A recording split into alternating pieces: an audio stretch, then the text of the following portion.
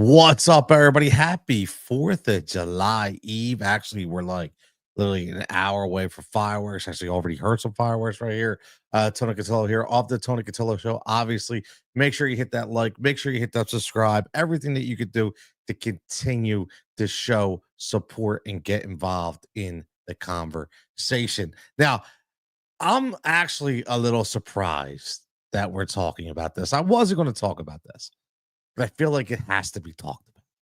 I feel like it has to be talked about.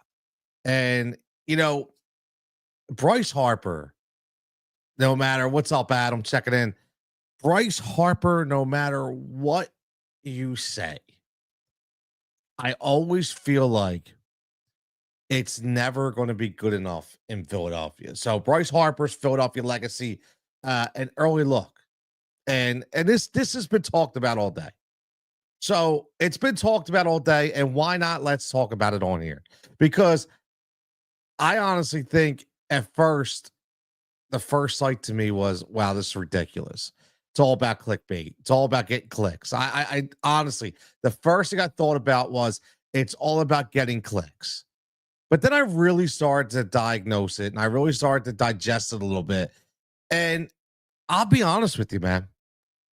The crazy thing to me is to know that out of what 2,400 votes today on WIP, that 53% say that he should not be on the Phillies Mount Rushmore. That it's too soon. That we shouldn't be talking about it. And that's what brought me up about the legacy.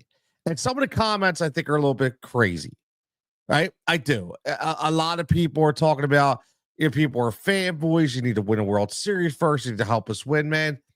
I think we have to get out of this ring culture. I've been talking about it before. I continue to talk about it.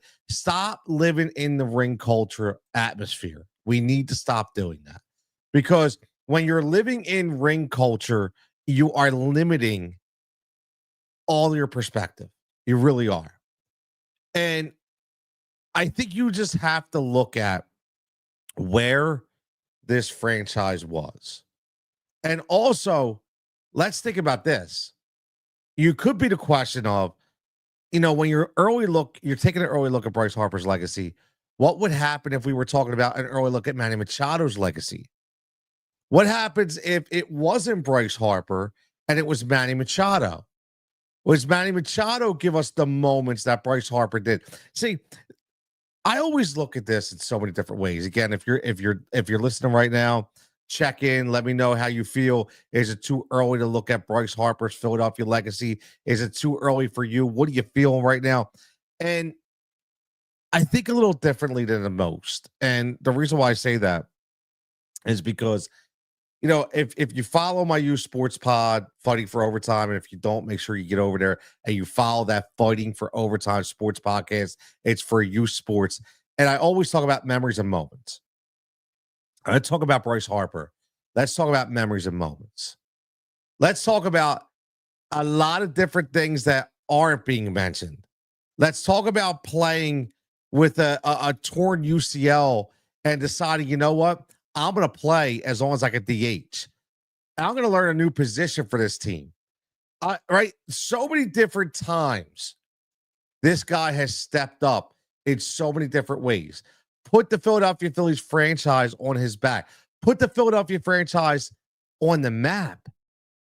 Whether we like him or not, whether we like Trey Turner, whether we want to be happy about his signing, which I think the people that are talking about Trey Turner being a bust now, I think is a little extreme, especially knowing that he has the most hits ever at this time, early in the season at this time for his entire career. He's having an unbelievable year, but we're not even looking at that. That's one of the issues. But he's not even here if it's not Bryce Harper.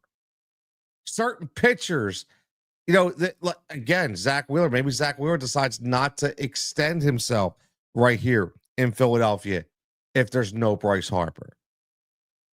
Bryce Harper, if anybody is a Philadelphia Philly athlete, it's Bryce Harper. If anybody is a Philadelphia basically what like a transforming from Washington to Philadelphia, it's Bryce Harper.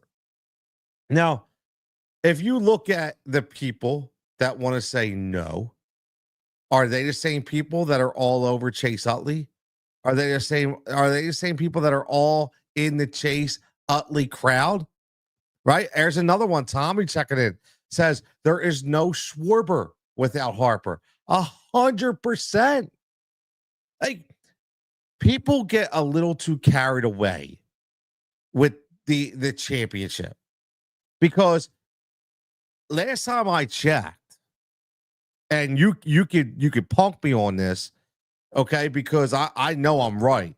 Last time I checked, Bryce Harper wasn't the reason why we haven't won a World Series.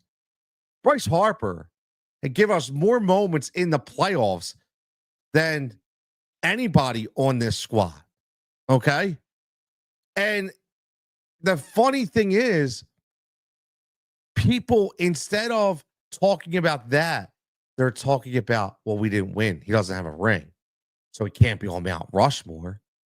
He can't be on Mount Rushmore. I mean, these people are ridiculous. Sometimes the people in Philadelphia, listen, I am a Philadelphia person, but some of them are just insane. They really are.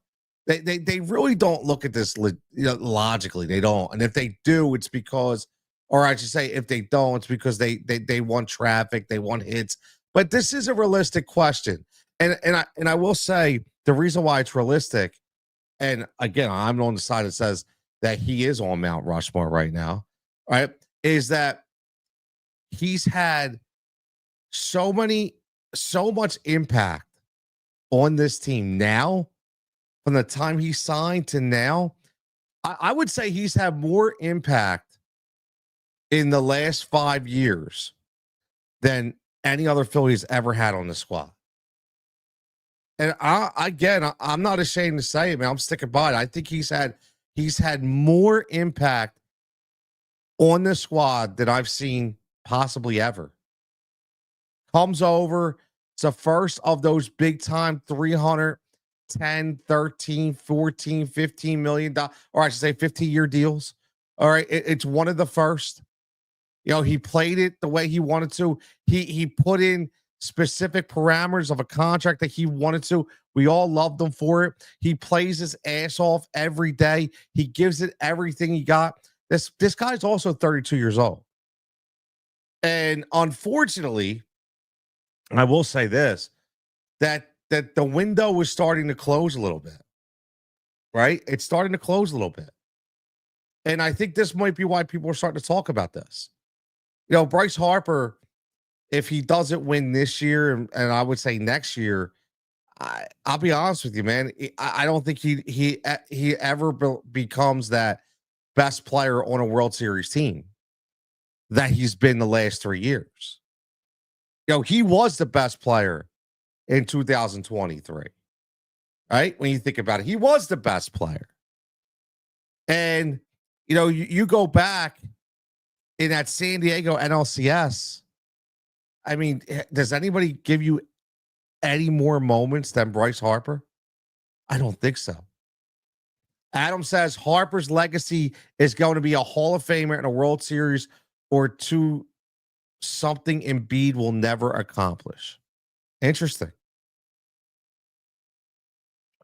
Now we bring the Joel Embiid saga into it, right? Now there's a guy who I don't think has a legacy. There's a guy who's not on Mount Rushmore. A guy that's on a Mount Rushmore right now is 100% Bryce Harper. Vegas checking in. What's up, Vegas JTG or TJG? I'm sorry. A little backwards tonight. Says Bryce was him as a teenager. He was on the Vegas news during baseball season all the time. 19 years old, man. He's been in the league since he's been 19. It's crazy when you think about it. At 32 years old, he's already been in the league for 10 plus years. And I say that because it's everybody knows I'm a big wrestling fan. And when these wrestlers, when they get older and they get out of their prime, it's usually in their 40s, and everybody jumps and like, oh, what they look at you, they're like, that's ridiculous, man. Like, what are you talking about? Like, look at a guy like AJ Styles that was wrestling in New Japan at 18 years old. By the time he's 40, he's been in in the ring for 22 years. That's a lot, a lot of damage to his body. That's the crazy part. Rich checks in and says, Harper is a Philly guy. Just a shame about the injuries he got. Turner, JT, Wheeler to come here. Harper has been clutch in Philly, especially in the playoffs. Like I said, Rich, I think you agree. Again, he hasn't been the reason why they lost. I mean, it's very simple. Tommy makes a great statement here. I like this. He says, he is the most reliable Philly ever. The most reliable Philly, the impact in the game, biggest moments. He has someone who also wants those memories. He's someone who wants that bat. He's someone who wants the spotlight. He is the guy. He wants it on his shoulders, man. Batting average, 325 home runs. This is in the playoffs, okay? 325, 12 homers, 24 RBIs, 29 runs scored, OPS of 1.047 in 34 games. Look at this right there, my man Rich. That's playoff right there. That's postseason numbers. Postseason. We're not talking about a guy who showed up and couldn't hit. We're not talking about a guy who showed up and couldn't play. This is postseason numbers. How is that not Mount Rushmore worthy? How is that not a legacy all by itself? Embiid is old time. What if the injuries didn't happen? Yeah, man. I mean, I think he will always come up short, and I think that obviously we know the year against Toronto, the Kawhi shot, that was the year, man. That was the year. And I think it's been downhill ever since. And that's the only thing I get worried about with Bryce Harper. I will tell you that's the only thing I get worried about Bryce Harper is this wrist injury is bothersome to me.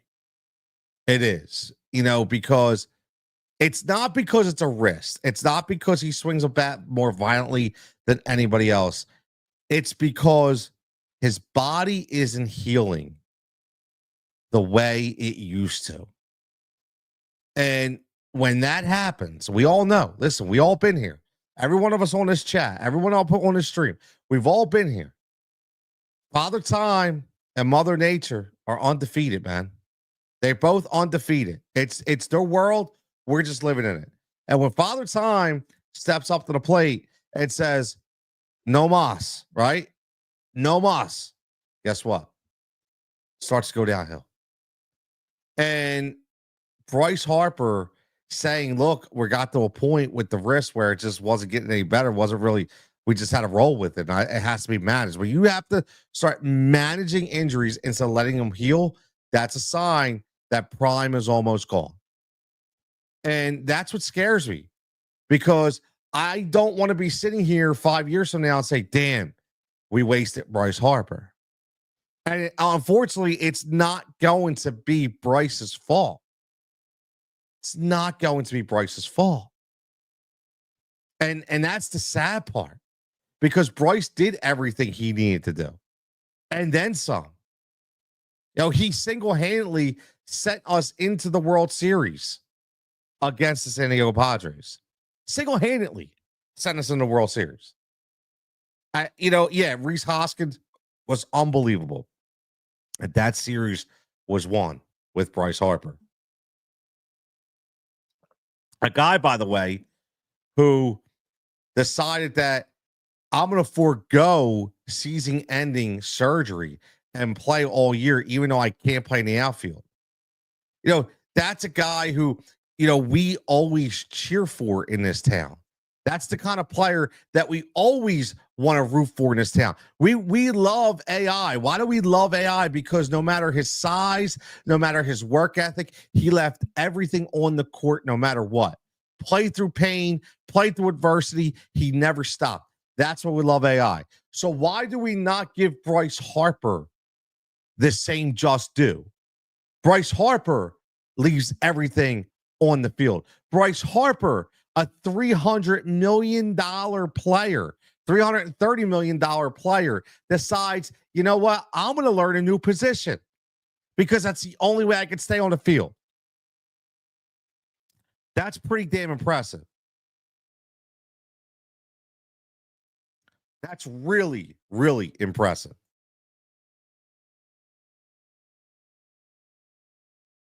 And that's another thing that we don't talk about enough. We're here talking about rings. We're here talking about championships, but we're not talking about the moment. We're not talking about the drive. We're not talking about the character. Listen, how about the culture of Bryce Harper? How about the culture that Bryce Harper has given to that team? We're not talking about that. We're not talking about that because, again, we're all worried about the damn rings.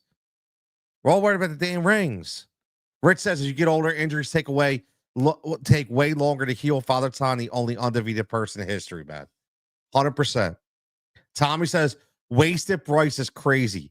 He got us to the World Series. He got us to the NLCS, a division title. Remember, Bryce signed when Kapler was the manager. That just shows how much he wanted to be here. It's a great point. He knew. Listen, man, he knew Kapler sucked. He knew. But he also knew that he wasn't going to be here long. Meaning Kapler, right? He knew Gabe Kapler was going to be gone. But Bryce just knew this felt right.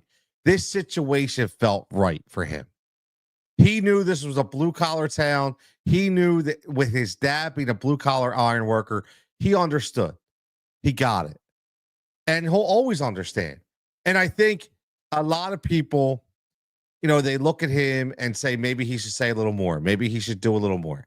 And I'm going to be honest with you, man. I don't know how much more that Bryce Harper can do. Honestly, I don't know. I don't know how much more Bryce Harper can do. Because Bryce Harper is literally leaving everything on the line. And I'm going to say this again, man. No matter what you think his legacy is, no matter what you think of him from a Mount Rushmore status, okay, it doesn't matter. It doesn't matter. What matters is that Bryce Harper gave you everything he could and gave you every opportunity, man. Rich says Philly loves guys who leave everything on the court. Field, rink, court. Harper needs to be loved here. I you know what, Rich? I think he is for the most part. I just think it's some people that sometimes they can't get their head out of their ass. I don't know why. Vegas says Bryce gives 100%. That's why he gets so pissed when the unspoiled calls. Yes, that's a great point, Vegas, because these guys work so hard at their craft. These guys work so hard to be perfectionists. They work so hard to produce.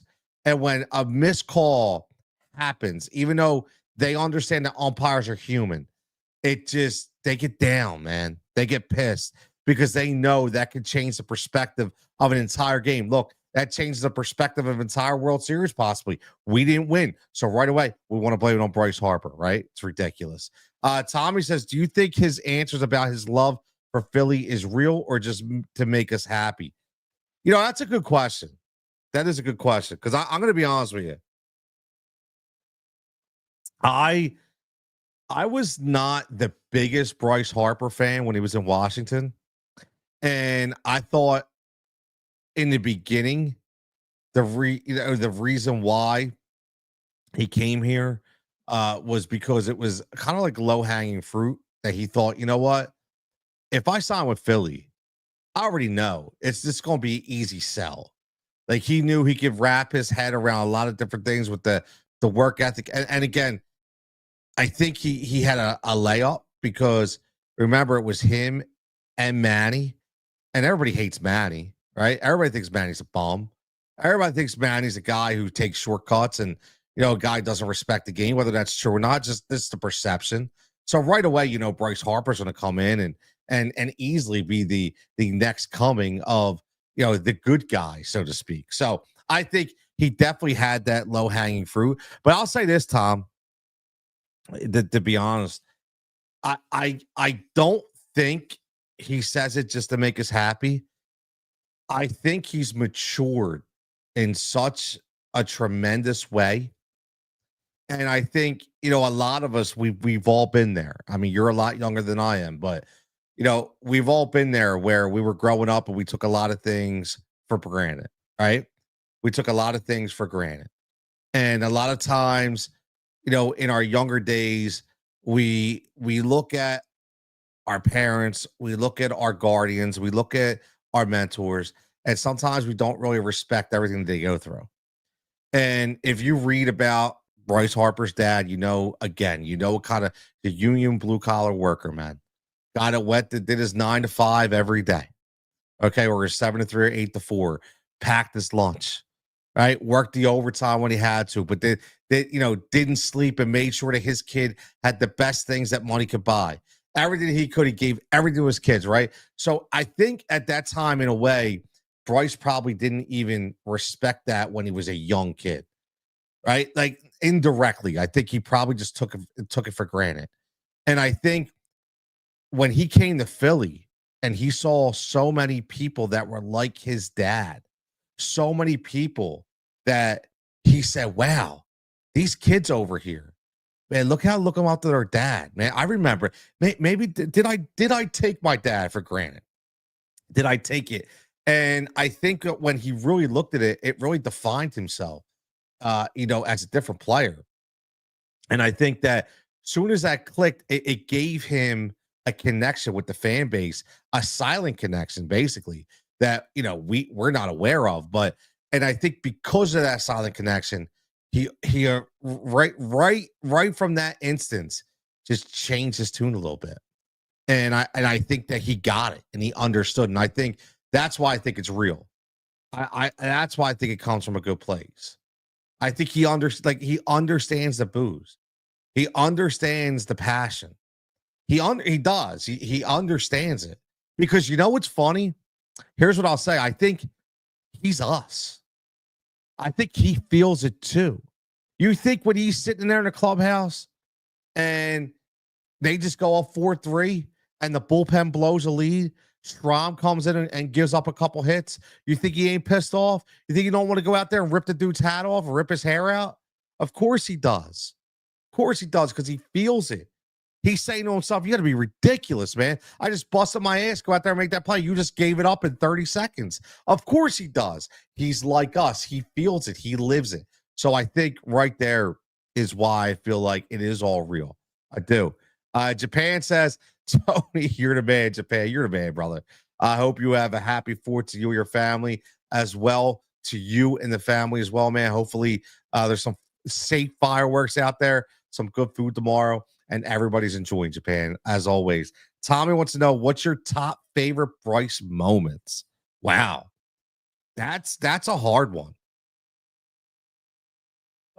I don't think there's a better moment on Bryce Harper when he hits the home run in the NLCS, right? I do think, to me, in a Philly moment,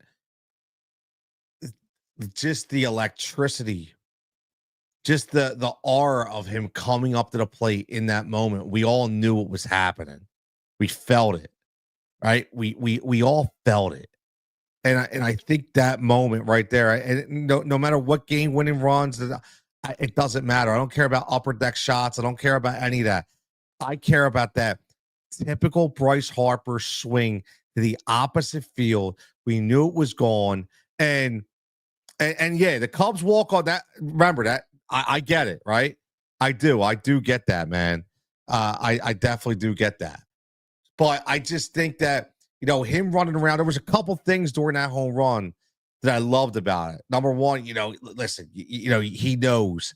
Give it to him at the end, right? He gives you the sign.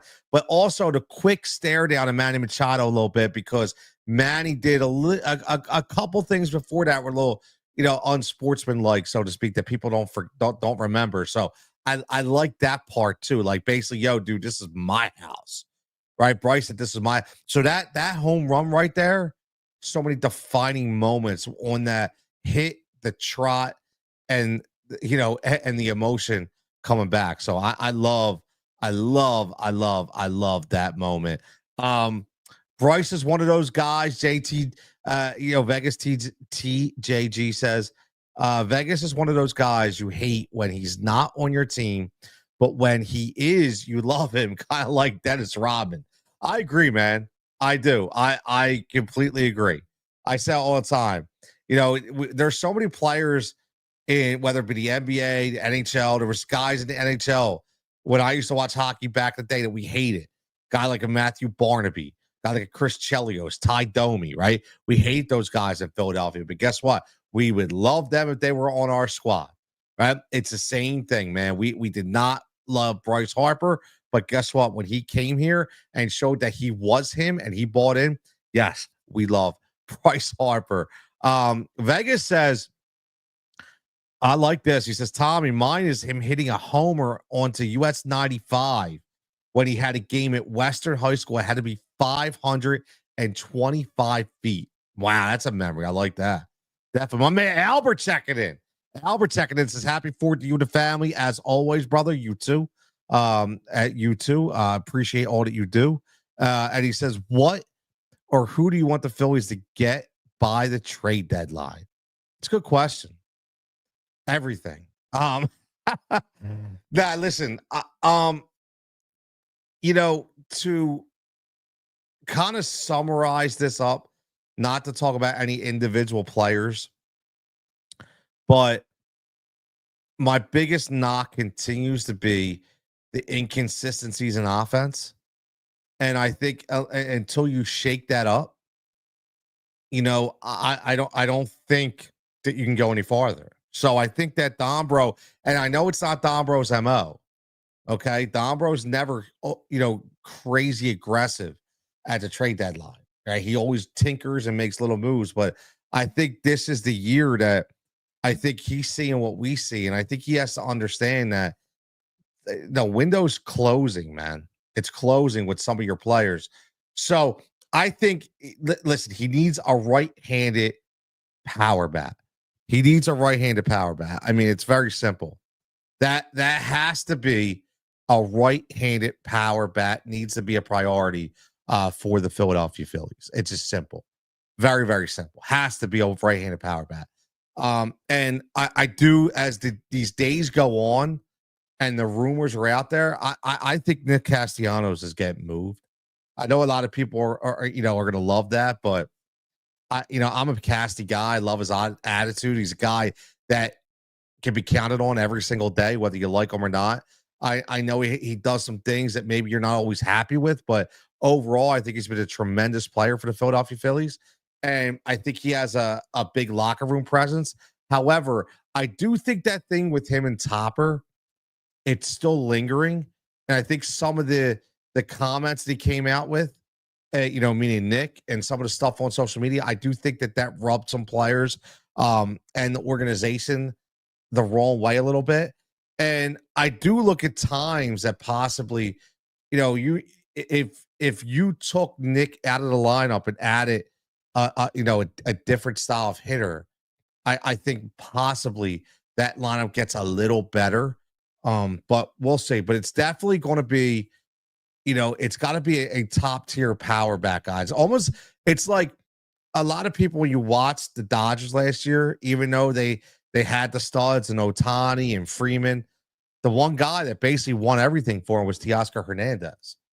He was that difference maker in the middle of the lineup, the guy that came in that nobody thought about.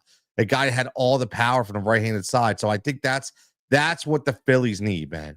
That's the Phillies need. And then they definitely need a back-end bullpen guy. But the problem is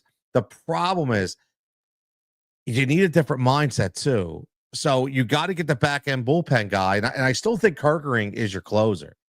And I do. And I, for the love of God, I don't understand why Rob Thompson cannot anoint one guy as the closer. I still don't, especially when you're a younger pitcher who needs that consistency. We stop tinkering with the Matt Strom thing in the ninth. I've had enough of Matt Strom. Okay. It is Orion Kirkering that he is your guy. To me, he's your main guy, the bullpen. But I think you also have to get another arm just as strong or even stronger to really feel comfortable knowing that you are going to be in a playoff run. You are going to be in a playoff race. You damn sure better make the playoffs. And unfortunately, you're not going to have Jose Alvarado, right? I think we all know that. Yeah, Rich says he stared at Machado the whole way around on that homer. Yes, he did. Yes, he did. Go back and look at it, man. He stared at Manny all the way around, man. Him and Manny were talking. Okay. He was talking. Basically, that was like, yo, this is my house. This is my house. You're in my house now. Okay. This ain't PNC Park. You're in my house. And that's basically what he was saying. So I definitely love that. My man Sia checking in says, who on YouTube? He cracks me up. Who on YouTube carries a solo show better than Tony Cutillo? See it. I tell people all the time, man, I run solo. I don't mind. I tell people all the time, I don't need a partner. Listen, I'm not saying I don't want a partner. I'm just saying, listen, it is what it is. I tell you a funny story. I'll tell everybody because I like telling these stories. To see he's listening, he'll know exactly what I'm talking about. So when I used to do show on Sunday nights on Sirius, and you would get in, you would log in probably about 2-3 minutes before, put on mute, and you would have to wait for the other show to end, and then you would have about a minute and a half. So my show on Sirius, the one I would do on Sundays, was 7 to 9 at night.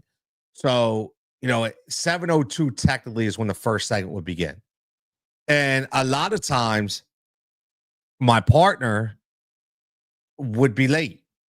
At one time, my partner had an issue, wasn't his fault, to where he almost wasn't able to do the show. Now, Sirius loves two guy shows. That's what they love, the 2-man show. And because I don't think they realize that people can hold it down. Like I could hold a show down for 3 hours all by myself. I could. I could run it down. I could segment it up. I can give you breaks. I can do it all, man. It's simple. I love to talk. I don't shut the hell up sometimes.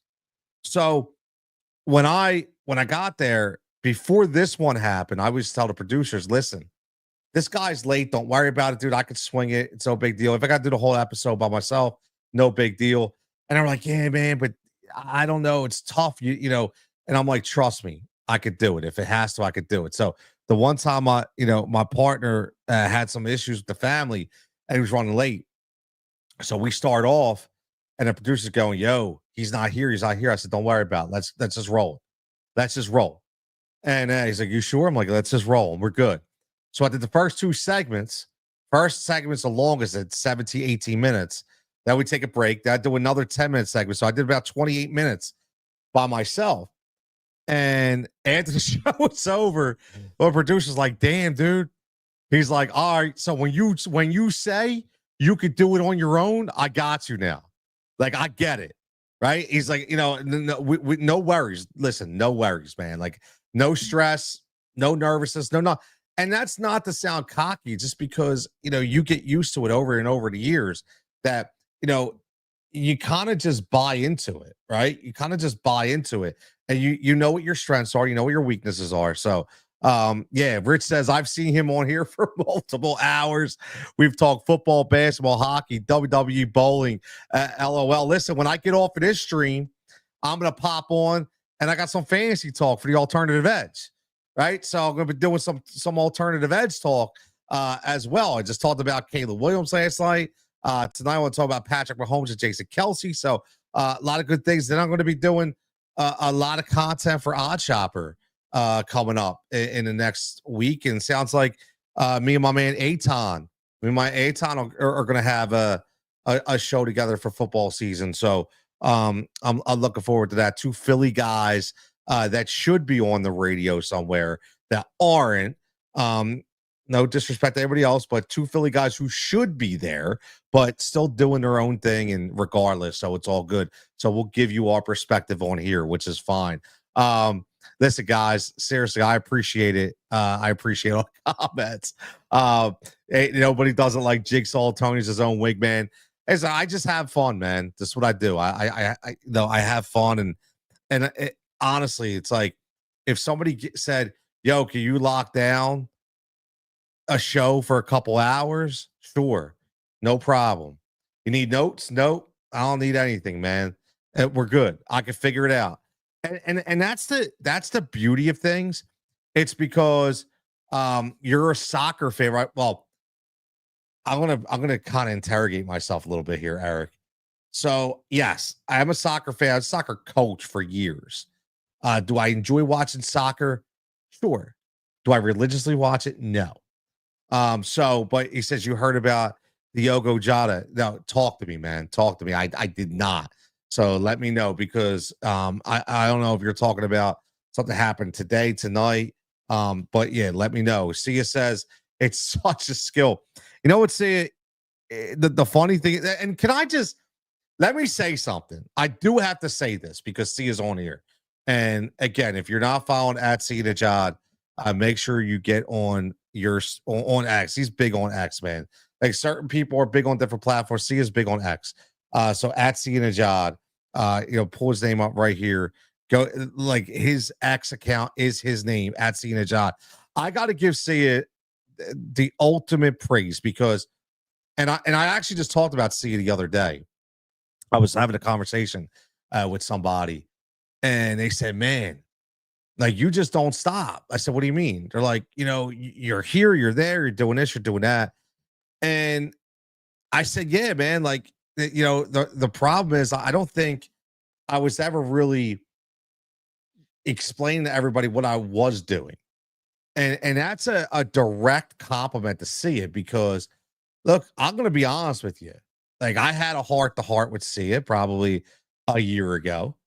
And whether, I'm not asking Sia to agree or disagree, and I'm not asking anybody, but, there's a lot of times in this business or whatever we call it that you watch and you listen and listen. I'm sorry. Like, it's hard for me to not say, I think I'm better in some areas. Right. And that's not to put anybody down. Right. But it's just like, I feel comfortable with myself and I'm very confident. And I always say, like, people used to say, you should stick to one thing. Why? Why? Why should I stick to one thing? Because guess what? Right now, whether it's Philly sports, whether it's national sports, whether it's fantasy, whether it's sports betting, whether it's be youth sports, guess what? Don't matter. I'll talk it all. So originally, I was like, man, I'm afraid to show. But why? Everybody used to be like, you need to go all in on one thing. But see, here's the thing. I think the uniqueness of myself and a lot of people, not just me, people that can talk more than just for sports, and very and who are educated on all four sports and can continue to carry conversation on different aspects of those sports. We talk about fantasy and sports betting as well. I think it's unique. So a lot of times I would listen and be like, damn, man, like how the hell do I not get that opportunity? How do I not get that opportunity? I must be doing something wrong. Maybe I'm doing something wrong. Maybe I pissed somebody off. I don't know. Right. So I remember having the conversation with Sia. And I was like, Sia, I don't get it, man. Like, I don't understand. Like, I'm just, I came to a point to where I was like, you know what? I think I'm just going to give all this shit up because, what's the point? And I started to like listen to myself. I was like, all right, but wait a minute. Like, what am I doing it for? Am I doing it for somebody else or am I doing it for me? So, but my biggest thing was, how do I not get noticed? How do people not know? And this is the conversation I would see. And she was like, listen, the only thing I could say to you is maybe you don't prop yourself out there enough. Maybe you don't pimp yourself out there enough.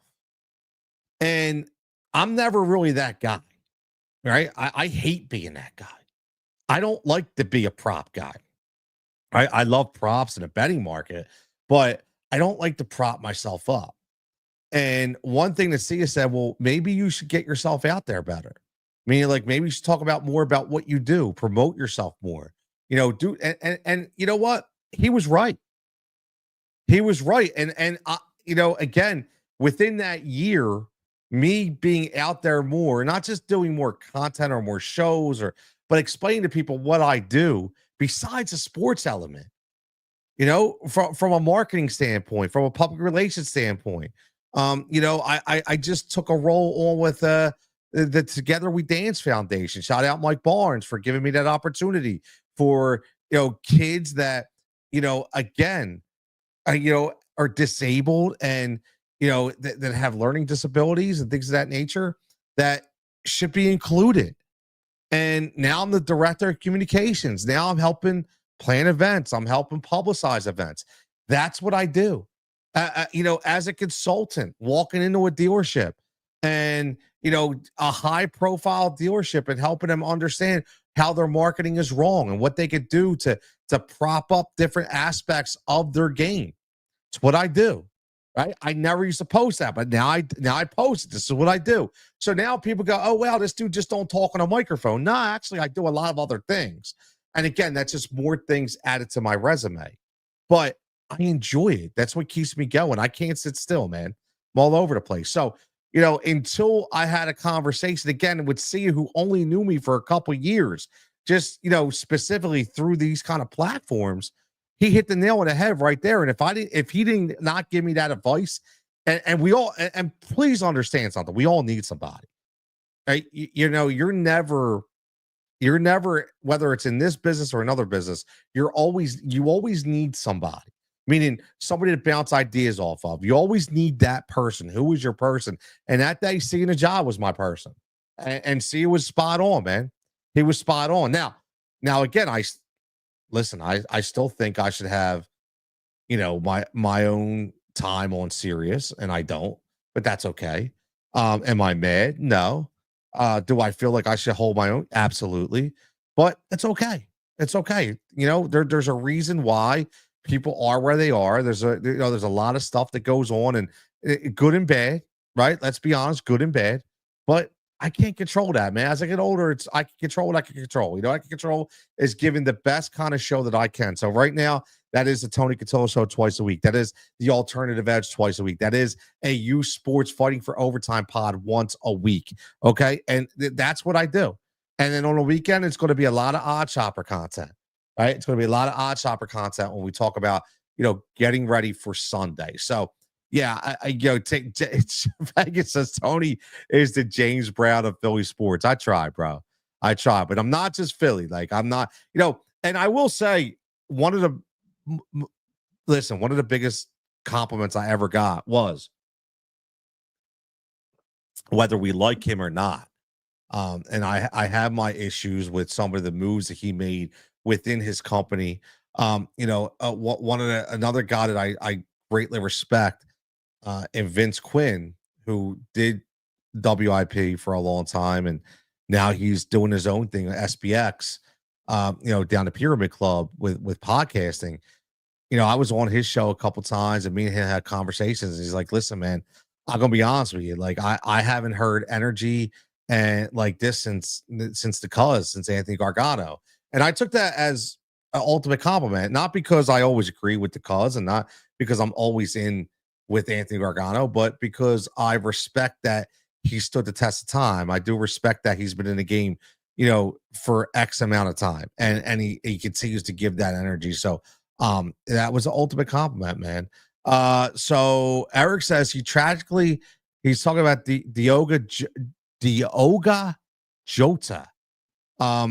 He says he tragically passed away in a car accident involving him and his brother play for Liverpool. Yeah, I did read that. That was crazy, man. That was crazy. That was definitely crazy. Rich says, bro, you're all over everything. You have knowledge about all sports.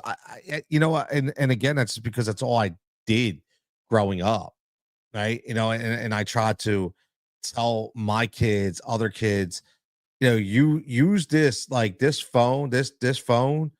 Uh, that's stop using it as a toy and use it as a reference. Use it as a strength because you have the ability to read and learn and watch anything that you want more than I ever did.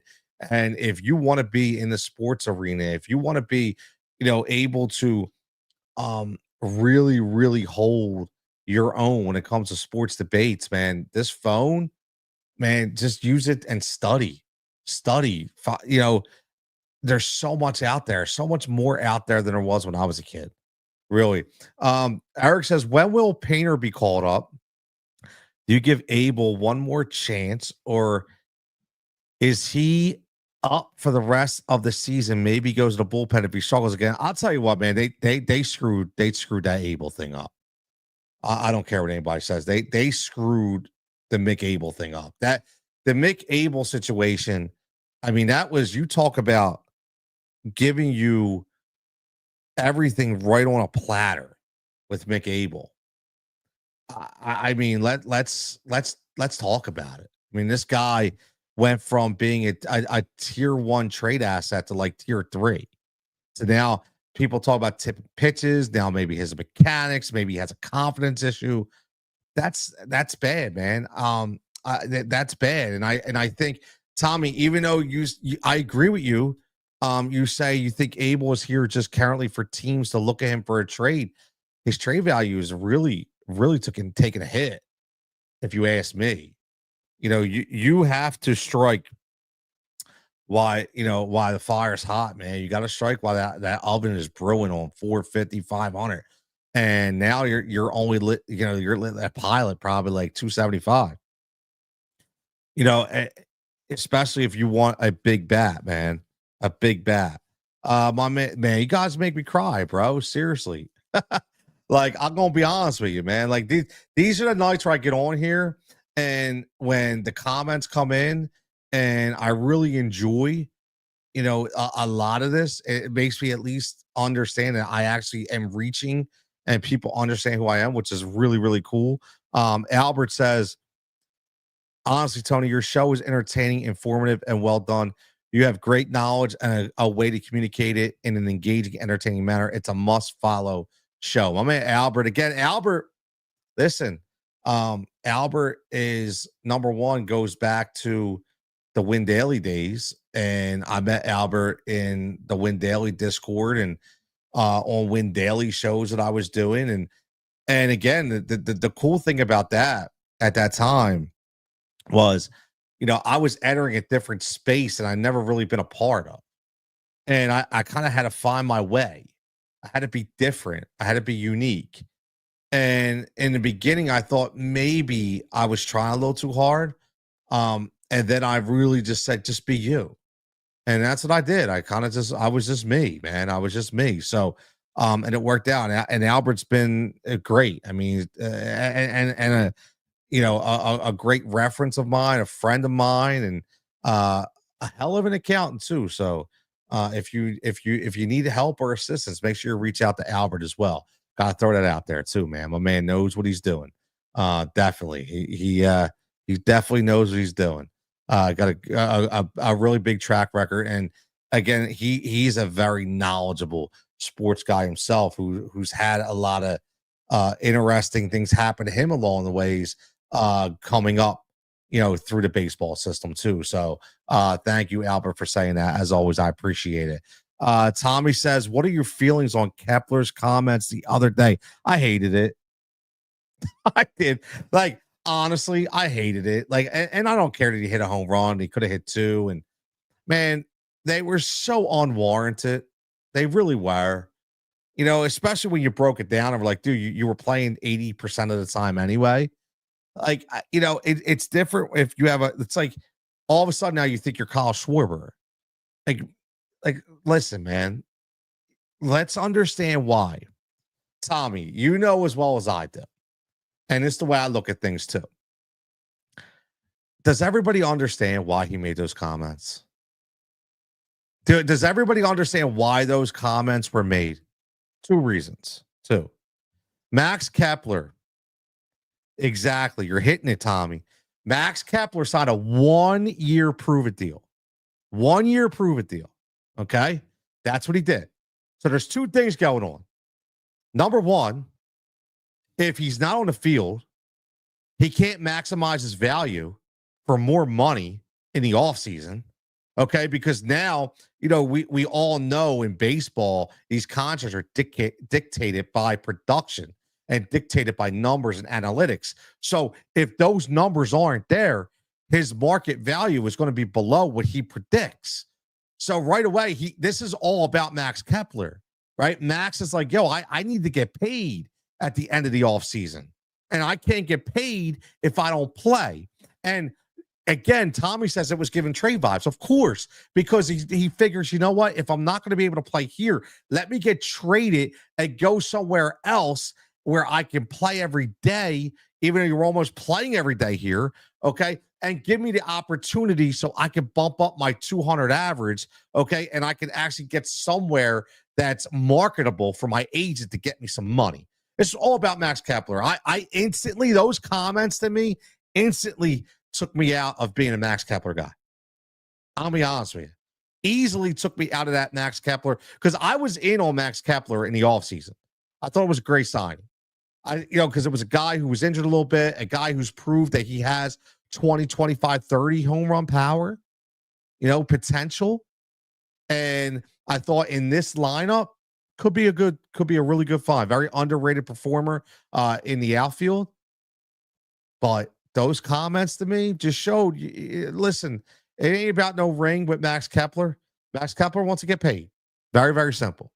And he took those comments and he said, you know what? I'm going to make this all about Max. And I'm going to make sure that somehow, some way, I either get more time, or I get out of here and get more time so I can get paid. Max is the me, myself, and I kind of guy. First, exactly. He is the me, myself, shout out De La Soul, me, myself, and I. He is that guy. Now, I wanted to say something. I'm not going to do it tonight, but hold on. Vegas says, I can't imagine being an agent of a guy that hit 200 trying to convince the team he is the guy they need. I mean, listen, exactly. You think about it, right? He's already putting his agent in a bad predicament. Now the agent's got to go and he's got to bring up all these different stats, right?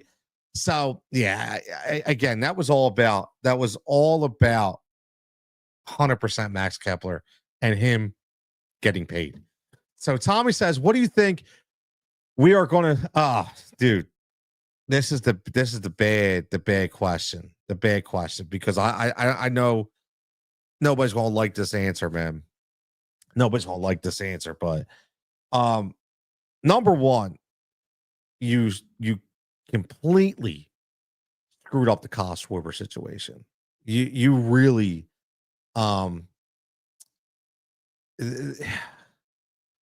that was a bad one by Don Bro. That was bad. I'll be honest with you, I'm starting to wonder if Dave Dombrowski's hands are tied a little bit. I'm really starting to wonder that. I keep tying it to two guys, it's Trey Turner and Aaron Nola. And they got Middleton to go a little bit above and beyond to re-up Aaron Nola, to bring in Trey Turner, spent a lot of money. And up to this point, even though Trey's having a tremendous year, up to this year wasn't working out. And I'm wondering if Dombrowski was told, listen, pocketbook is closed, man. Wallet is closed. I've given you more than enough money to assemble a championship caliber team. And if you can't do it, then this is what we got.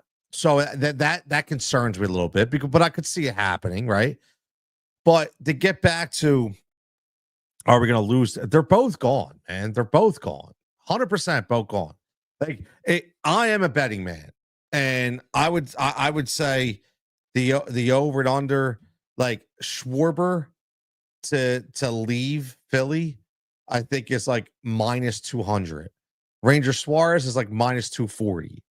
Okay, honestly, like you're making no money if you say they're going to leave.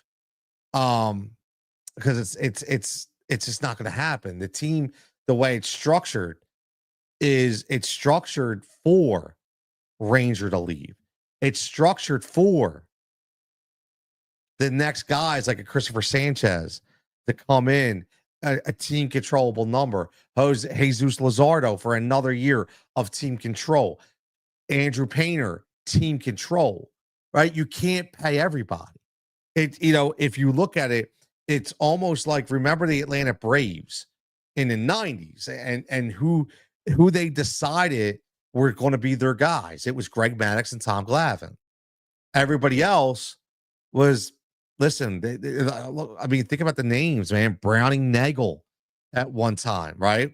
Kevin Millwood, all these guys that came in, but it just they just had those two guys. And then when Glavine goes to the Mets and signs the Mets, now you're talking about Smoltz, but then they put Smoltz as a closer. So it's just, it's exactly the way that everything was supposed to happen.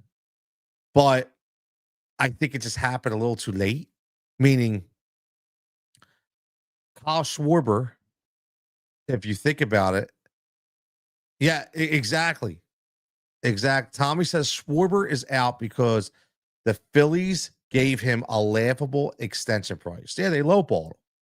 They lowballed him, man. And I keep saying this, Tommy, that they got to read the room. They have to read the room. And I said this in the off season. You go back, it's on the Tony Cutillo page. Again, this is the Tony Cutillo Show. If you're not subscribed on the YouTube page, get over there right now. Subscribe, subscribe, comment away. I much appreciate it for everybody who's already a subscriber. Eric, I know you're already a subscriber, bro, so we're good. I know you're on Facebook right now, but that's all good. Schwarber bet on himself. I keep saying it. I said that this team revolved around Kyle Schwarber, and I continue to say that. There's not many players that in their 30s get better. There's not many players that in their 30s that are saying again that I'm going to get myself into better shape because I know I want to prolong my career. Okay, Kyle Schwarber, I used to think, I'm going to give you guys some nuggets here of the way my mind goes. So back in the day, there were two guys that I don't think get talked about enough. One guy for the quickest swing and one guy for the quickest hands. Okay. Quickest hands was Eric Davis, for my money. Along those same lines, quickest swing, okay, was Ron Gant. And I look at Kyle Schwarber right now, and I don't think there's a better, quicker, or more powerful swing in Major League Baseball than Kyle Schwarber. I don't. I really don't. And he has legitimately perfected this, in the past 3 years, and it's unheard of. Now, Kyle, again, he's not a guy who wants to blow the bank up. However, he's also a guy that could be extremely disrespected when he knows how the business works, but he also knows that sometimes you have to read the room. What I mean by reading the room is you already knew as an organization that Kyle Schwarber was going to bat down in the lineup, whether it be second, third, or fourth. Well, actually second or fourth, right? Because Bryce is always going to be third. You already knew that. And if you couldn't read between the lines and understand that his 70 RBIs last year can instantly become 120, you're an idiot, right? You're just an idiot. If you didn't realize that he was going to have more opportunities to bump up his stats. Remember what we talked about with Max Kepler? Same thing on the, on the reverse end with Kyle Schwarber. Kyle Schwarber knew his numbers were going to be 20% better, and they gave him a 20% lower price. So he said, all right, guys, screw you. The talks are off. I'm going to go out there, show you what I could do at this age, and I'm going to get more money. And if even it's not from you, it'll be for somebody else, it doesn't matter. So for me, for my money, he's gone, man. He's gone. Listen, they are not going to be able to keep him. Now, the only way, I will say this, the only way Kyle Schwarber is here is if Nick Castellanos is not. Hear me, seriously. Nick Castellanos cannot be here if Kyle Schwarber's here. And that's just, all I'm talking about is money. That's it. Because that money now that Castellanos would be getting now can go over to Schwartz. And they're not going to sign JT Realmuto. Okay. You are looking at Rafael Marchand as your heir apparent is going to be the catcher next year. They're not going to sign JT Realmuto. So that money, again, is going to feed into Kyle Schwarber. But those two things have to happen. It has to happen. Okay. In order for Kyle to be here. I want Kyle here. Not many guys that I would say pay well into their thirds. Kyle Schwarber is that guy. He is the guy that shows that he can stay healthy. He's the guy that shows he continues to bring the clubhouse he is the calming force on that entire team. So he's like the father figure on that team. He needs to be that guy. So they're going to miss a lot if Kyle's not here. They are going to miss a lot. So Eric says, I disagree. He says Kyle Schwarber will leave. You think he's going to resign for 3 years? I hope you're right. And you're right. We can't let him go to the Mets or the Yankees. No, please, no. Tommy says Phillies window closes after this season. They have to go all in at the deadline. I will be outside the ballpark cheering for them to trade Bohm. So it's so crazy about Alec Bohm. I just tweeted this out the other day. I didn't realize he was 29. Like Alec Bohm, I had no idea he was 29. And listen, I'm not saying he's an old man, but what I'm saying is what you see with Alec Bohm is it. It's not going to get any better. Like you're seeing the ceiling of Alec Bohm. He's 29 years old. It's not changing. Now I see why they were trying to trade. It wasn't about his attitude or anything like that. It was saying they know what they had with Alec Bohm. Like, that's it. They don't want to tender him next year. They don't want to pay. They don't want to pay, right? So, yeah, I agree, man. Like, he's not the problem. He's not the problem. But, yeah, again, if they can trade him, that'd be great. That'd be great. It really would be, man. Look at my man Tyler checking in. Tyler Mraz, man, doing big things, man. Doing big things over on that Jersey sports scene. I say it, he's all over that New Jersey sports scene, man. Tyler says, my guy's spot on with Cassie Swerves. Whoever stays is full-time DH. Easy. One of those, Tyler.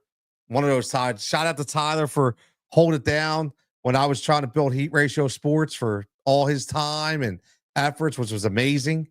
Coming out, doing live shows with me, calling in. Fantastic, man. Fantastic. He had some great opportunities, and I'm glad he's taking advantage of them. For real. Great to see you checking in, Tyler. And shout out to your mom, too. I just saw she retired. So shout out to your mom, to Mrs. Mraz as well, for putting in all her time and not getting to put her feet up and enjoy her retirement. Make sure my man Frank takes it easy on her, man. Make sure I better take it easy on her. Tommy says he was a late blooming player, did not have a great minor league stats either. Yeah, he really was. I just didn't really believe he was 29. EJ says Miller. Oh yeah, Miller's a future third baseman. 100%, man. I think Bohm is going. Rich says I do too. I think he'll be packaged in something. I do. I think he'll be able to be packaged in something. Thomas, when do you think Bryce will take over as a full-time DH? You know what? I think it all depends on the structure of the team next year. Honestly, I think it all depends. And it also all depends on first base. I think it's gonna. There's a lot of moves that can be made and not necessarily have to be made, but I think there's a lot of moves that can really,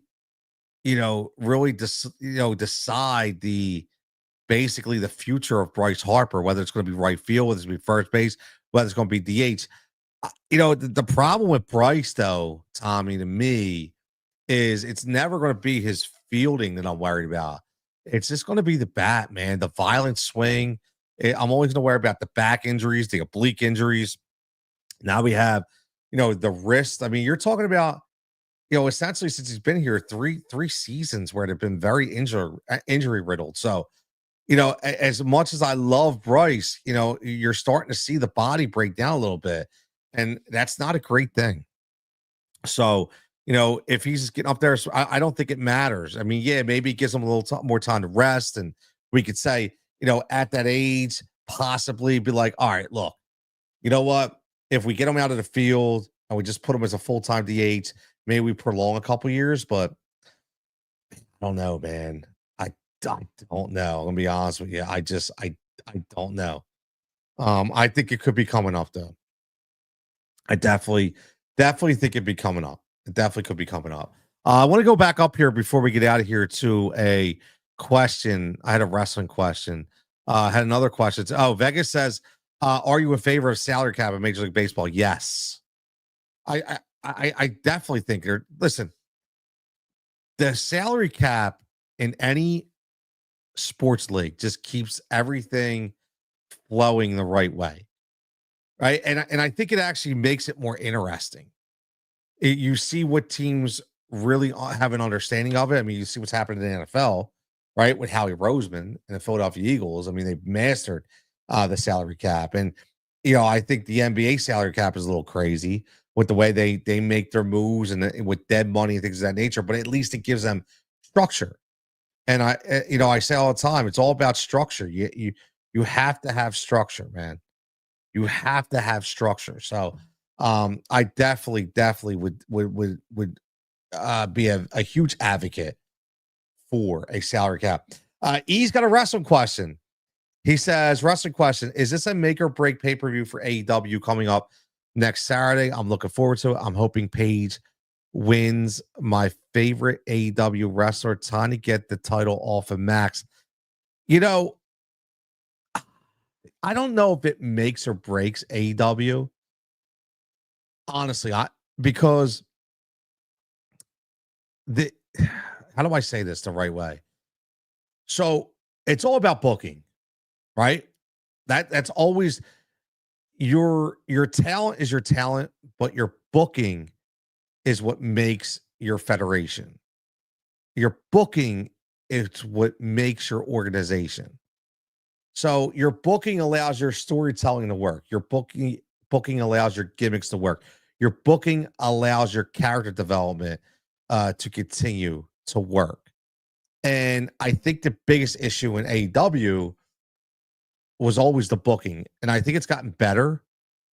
I do. I really do. And I think that unfortunately, the biggest mistake that they made was with MJF. I think that was a huge blunder.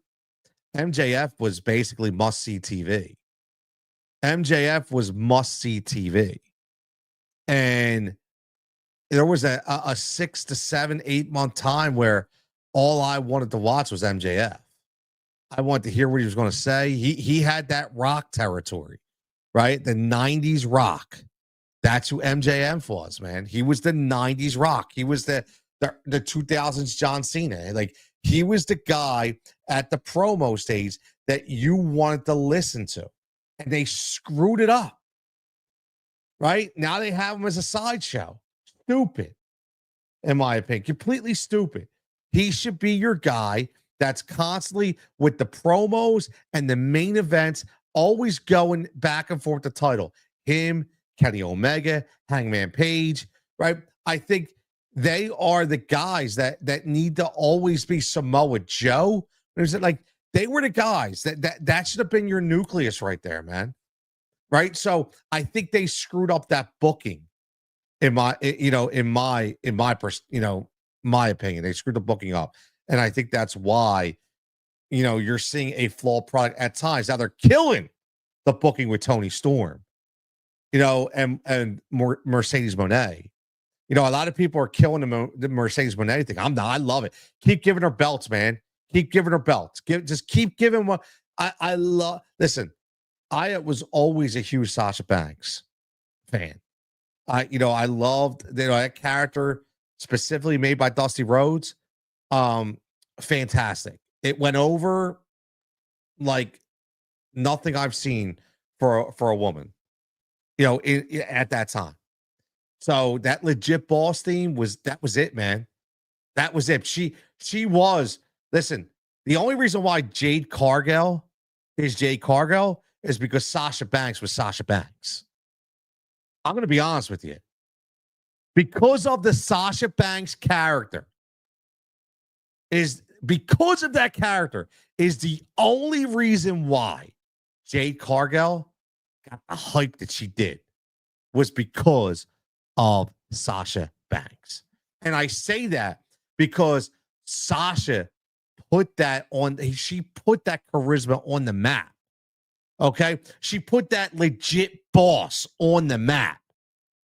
And if it wasn't already taken, Jade Cargill wouldn't be the Storm. She would be the legit boss. But the only reason why she's not is because obviously it was taken. But I should say the only reason why she is because of Sasha Banks. And again, now Mercedes Moné, whatever she is, doesn't matter. The CEO, listen, man, you can say whatever you want about her mic skills. She may mess up a word here or there. I don't really care. For me, top performer in my book. Like, I'm always going to be a Mercedes Moné fan. Always going to be a Sasha Banks fan. Love every minute of it. Vegas says the women are so much better looking and at wrestling these days compared to when I was a kid. I'm 52. I'm 47. Okay. And listen, my wife will tell you all day long, I'd much rather watch Tiffany Stratton than watch the fabulous Moolah. Right? I mean, come on. I mean, I think it's obvious, right? But again, what I will say though is just the style is just so different. I'm I'm not lying. Exactly. But what I will say though, on a serious note, is I do like that they went away from the diva name and went with women's wrestling, women's division, not the diva division. I just always thought that was a disrespect to the women's division because I get. Listen, listen. We all know in the Vince McMahon era and the Attitude Era with the Braun Page matches and the pillow fights and the Jello swims and all that kind of crap, and everybody loved it with the puppies and everybody loved it. I get it, right? That was a time. It was a vibe then, but they weren't the actual wrestlers. They were the entertainers. Right? No disrespect to like Kelly, but she couldn't hold a candle to these wrestlers like a Tiffany Stratton nowadays, or or a Trinity, or obviously Charlotte Flair and Bailey. Like again, and a lot of that comes with the whole NXT training in the performance center and the time these women put in. So I'm looking forward to the Evolution pay-per-view number 2.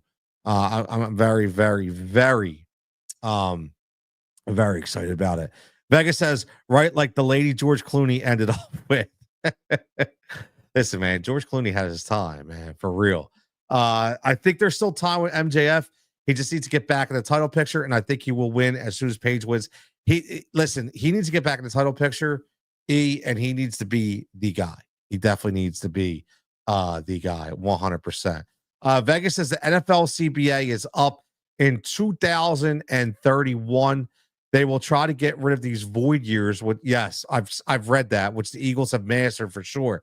And they will add on 18th game and 2 bye weeks. Yeah, listen, there's always loopholes in these CBAs. And I remember the reason why is, and I'll go into storytelling for the last couple minutes here. But I'm a former board member, committee man for the United Steelworkers, USW.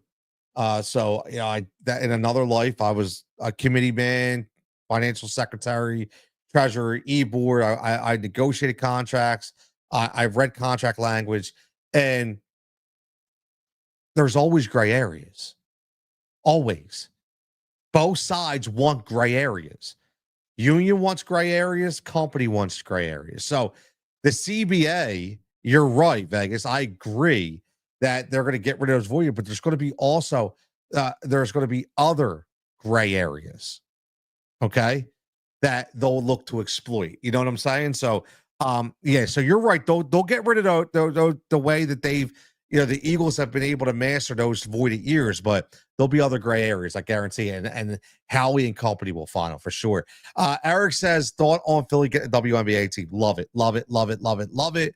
I'm a huge advocate for women in sports. I love it. As a girl dad, watching my daughter come up through the ranks, whether it be basketball, soccer, softball, cheerleading. And I've given my thoughts on this before, and I continue to say it.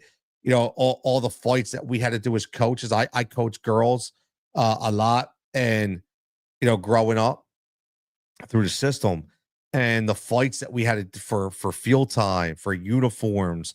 We were always the last, always, right? Everybody got their time except the girls. And they needed coaches like myself and my staff as advocates to make sure that they got it. So I'm so happy that we're able to do this, and I love it. You know why? I love that that number one, that we're getting the Philly team, and for the WNBA. It's just because it's going to go with this city, right? I mean, the biggest thing about the WNBA is they still play with passion. They still play every game like it's their last. You see that picture, or I should say right there on the other side. Okay, there you go, right there. AI for Allen Iverson. Talk about in Philly playing every game like it's his last. Those women in the WNBA play every game. They don't wait till the playoffs to turn it on. They play every game like it's a playoff game. So I'm excited, especially what we have to watch with the Sixers. I know we have to wait till 2030, but I'm extremely excited about the WNBA in Philadelphia. My man, yo, bro, I'm up in PA for 2 weeks, July 24th to August 7th.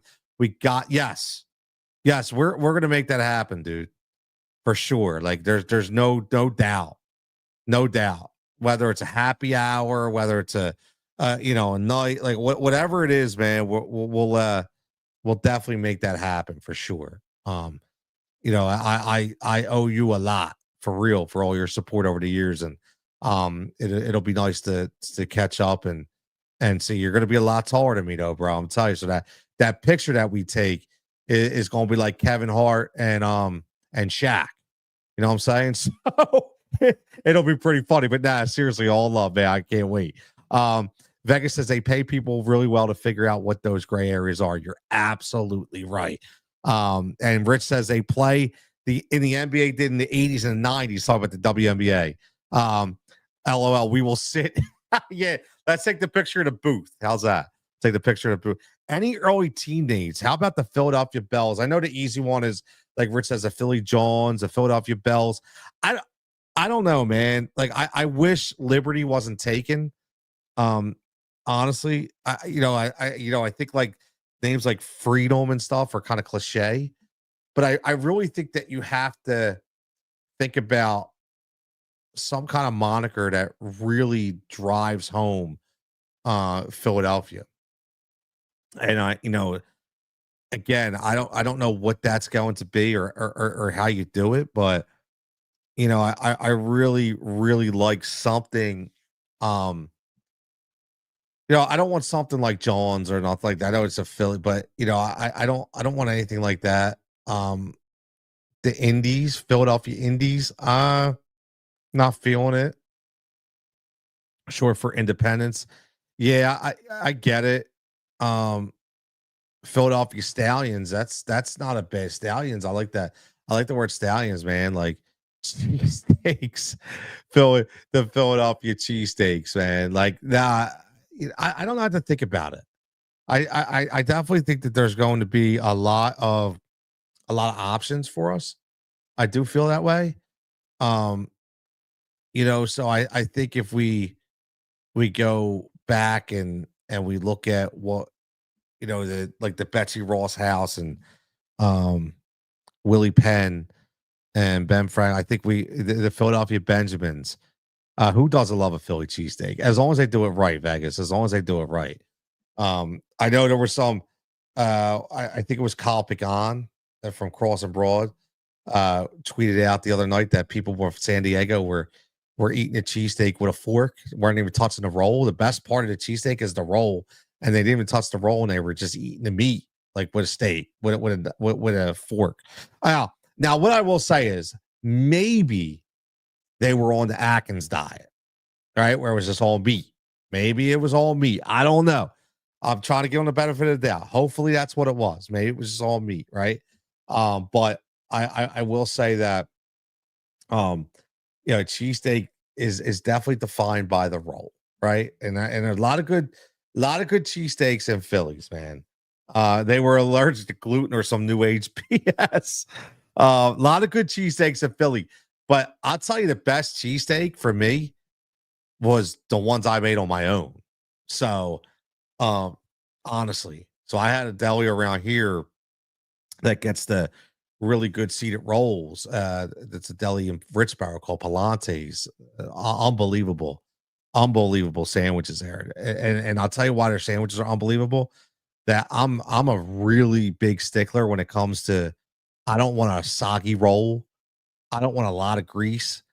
I love pizza steaks, and if I can get a pizza steak where the roll doesn't break and I'm not mired in sauce and dreck, I'm in love. And they make the best pizza steak, man. Like it's amazing. So they sell the seated roll. So I'll go there and I'll buy the seated rolls and I'll go to my spot in Altamonte's, which is another great Italian deli I hear of Bucks County. And I'll buy the sirloin and they already have it prepackaged in the patties. I'll throw it up on the grill. I do my own onions and on the side and my own cheese and I do my thing, man. I do my thing. My kids love it. I think it come out great. I'm a griddle guy. I love cooking on the griddle. So I definitely like my own cheesesteaks for real. I don't need to go buy a $15 cheesesteak. Like I literally, again, I'm not saying I won't.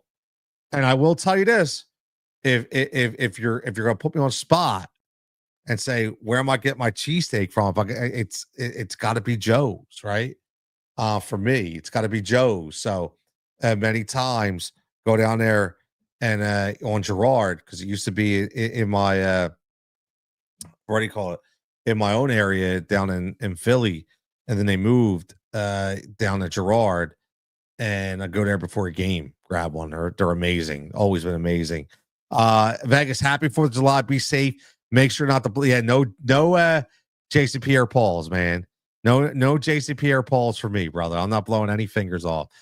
Rich says I make mine on the Blackstone. And again, happy 4th to you too as well, Vegas, for real. Thanks for checking in as always. Yeah, I listen, I don't have a Blackstone, I have a Weber. So I'm a big Weber guy. So I got the Weber 330 special edition grill, and then I waited. I was going to buy a Blackstone, but I saw Weber was coming out with the griddle, so I waited and I bought the Weber. And it's the best thing I ever bought. So I use that thing so much for everything. Breakfast, man. It's not like cooking a pound and a half of fresh bacon on a griddle, man. I'm telling you, there's nothing like it, man. Nothing like it. I cook all my pork roll in there, my scrapple. Yeah, scrapple because my wife can get me some killer scrapple ready to put on there. And my bacon, my ham, love ham steaks. So a lot of good things. I'm gonna be cooking a lot tomorrow. Can't wait. Yeah, it's formerly known as Chinks. Yeah, Chinks used to be Chinks when I went there, and then it changed to Joe's. When I went there as a kid, I should say, they changed to Joe's because of all the legal parameters. But same steak, man. Same steak. Perfect. Perfect. Very, very good. Eric says Jim's in Northeast Philly, which used to be in the Roosevelt Mall. It may still be there. I'm not sure. Or South Street is one of my favorites. Jim's is a good one. Jim's is really, really good. But I'm a Steve's Prince of Steaks guy. Always will. I'm not a Geno's guy. Sorry. Not a Pat's guy. Sorry. I know the biggest crave now, Skinny Joey's. I don't know. Haven't been there. I don't know if I'll be down there. Have no idea. I don't want to wait in line for an hour for a cheesesteak. It's not my thing. I don't care if they give me free wings or not. I really don't want to wait that long. So, but I'll get down there and try it for sure once it settles down a little bit. Um, I think their biggest thing is the seasoning. I'm not sure, but yeah, I'll get there. Rich says I took a couple of Bears players to Joe's. My son's friend is the equipment manager for the Bears. Oh, sweet. That's awesome. Listen, Joe's an awesome guy too, man. So yeah, he's been doing it for a long time. He's been doing it for a long time, man. That's awesome, man. So your son's friend is the equipment manager for the Bears. That's pretty cool. Tell him Caleb Williams is on my list, man. He's on my fantasy list here. Top 3 quarterback this year. I'm telling you. Go Caleb Williams. But listen, man, I'm gonna get out of here. Hour and 25. See this what happens? Hour and 25 minutes. Man, I thought I was gonna come on here for a half hour. It goes hour and 25 solo. That's right, baby. Solo. So all them people out there running them 4-box shows. Okay, I can do what you could do just on my own. It's all good. But now I'm just kidding. But listen, as always, man, I appreciate everybody's support, everybody checking in, having some great conversation. Continue again to follow this YouTube page, like, subscribe, having a lot of fun with it. Again, you see on the bottom, Fighting for Overtime podcast. Go check it out, Fighting for Overtime podcast. That is starting to grow as well. Actually bringing somebody on with me, hopefully next week, to help me behind the scenes, do some things. And I already have a couple sponsors lined up that align with my message on that podcast. So can't wait to announce those as well. And again, like I say all the time, if you have a business and you need some help, let me know. Also, if you're looking to get into the business when it comes to start your own stream up, start your own, what equipment you need, how do I do clips, how do I promo it, how do I promote it, how do I get domains, how do I do this, how do I do that? Before you go on Fiverr and hire a robot, just send me a message, man. Just send me a message. I appreciate it. Look, my man Rich second, it says I listen to all of them so far on Podbean. I appreciate it. Listen, I love, just so everybody knows, the reason why I love Podbean is because for my $15 or $20 a month that I pay for hosting. I know everybody likes the free stuff, but they actually give you a website, which is nice. So, everything is added to the website. And the best thing about the website is you can listen to them on a Podbean, or it's got everywhere it's distributed right there for anybody. So if they're a Apple person, a Spotify, whatever they are, they can just click on it and listen to it right there. It's very, very simple. So I enjoy Podbean for that specific reason. I won't be going anywhere else. Podbean, it is for me. Listen, stay safe, everybody. If you're going to drinking, don't drive. Okay, I was just going to say if you're going to drink and drive, hopefully you don't drink and drive. But if you're going to have a drink, if you're going to have 2, make sure you Uber. And I say this all the time, and I'll continue to say it, man, for real. And I mean this with all seriousness. I live in the Bucks County area. Very easy to find. If you're in the area, if you're in the Philly area, I will be home tomorrow. So if you're out there drinking it up and you feel like you don't have a ride, or you feel like you can't get to where you, please listen, man, hit me up. I'm very easy to find. DM me, whatever you need to do. I'll make sure that you get taken care of, man. I don't want anybody out there drinking and driving, man, because you're not only harm yourself, but somebody else as well. Eric says, happy for Tony. Stay safe, brother. Have a great weekend too. Go Phillies. Let's win another series. Yes, I can't wait. I'm going to have some great time with family tomorrow. Watch the Phillies, swim a little bit, eat, get fatter. You know what I mean? But hey, it is what it is. All right, everybody. As always, everybody have a fantastic evening. It is early 4th of July, so happy 4th. Go have fun, make some memories and moments, and we'll catch you back here on the Cutillo Show.